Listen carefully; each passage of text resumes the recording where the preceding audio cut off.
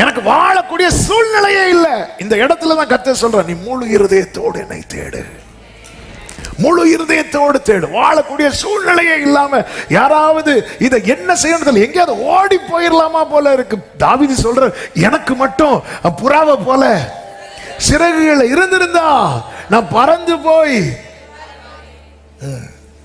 புறா சிறகு வச்சு எங்க பறப்பீங்க? தாவீது, உங்க வெயிட் என்ன? கழுகு சிறகு கொடுத்தா கூட உங்க வெயிட்டை தூக்க முடியாது. நம்ம கேட்கறதெல்லாம் ஆமென். புறாவை போல சிறகு இருந்திருந்தா. ஆண்டவர் இருதயத்துக்கு ஏற்றவன் அல்லவா தாவீது. கேட்டதும் கொடுத்தாரா? கொடுத்திருந்தா என்ன இருக்கும்? பறந்து தூக்கிட்டு போயிருக்கும்.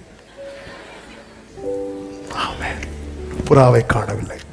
சில வருவாங்க, பாஸ்டர் உங்க சர்ச்சு மாடியில எங்க புறா இருக்கு. அப்படியா? நீங்க வர மாட்டீங்க, ஆனா உங்க புறா வருது. புறாவை நம்ம எல்லாம் கேட்கிறோம், எங்கேயாவது ஓடி போயிடலாம் போல இருக்கு. ஆமென். ஆண்டவர் சொல்லுவார்ல ஒரு வார்த்தை, ஏசாயா 52வது அதிகாரம் அதனுடைய 12வது வசனத்தை வாசியுங்கள். நீங்கள் தீவிரித்து புறப்படுவதில்லை, நீங்கள் தீவிரித்து புறப்படுவது இல்லை, நீங்கள் ஓடி போகிறவர்கள் போல ஓடி போவதும் இல்லை. இந்த வார்த்தையை உங்க மனசுல அண்டர்லைன் பண்ணி வச்சுக்கோங்க. தேவனுக்கு எது பிடிக்காது தெரியுமா? இந்த ஓடி போறாங்க தெரியுமா? யாராவது ஓடி போக பிளான் வச்சிருக்கீங்கன்னா இயேசு நாமத்தில் கேன்சல். இந்த ஓடி போறது போல அப்புறம் சிரிக்கலாம்.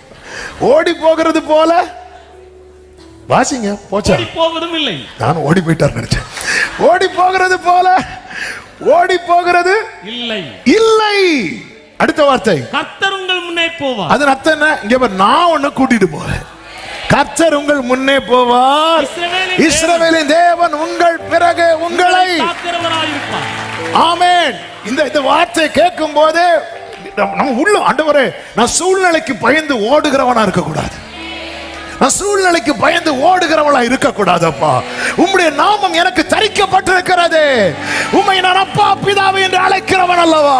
நான் சூழ்நிலைக்கு பயந்து ஓடி போக கூடாது. என்னங்க, ஆளையே காணோம், ஆளையே காணோம். பிரச்சனை ஓடி போயிடுவாங்க, ஆளையே காணாது. போன் எல்லாம் சுவிட்ச் ஆஃப். இப்படி இருக்க கூடாது. சூழ்நிலைக்கு பயந்து ஓடி போக கூடாது.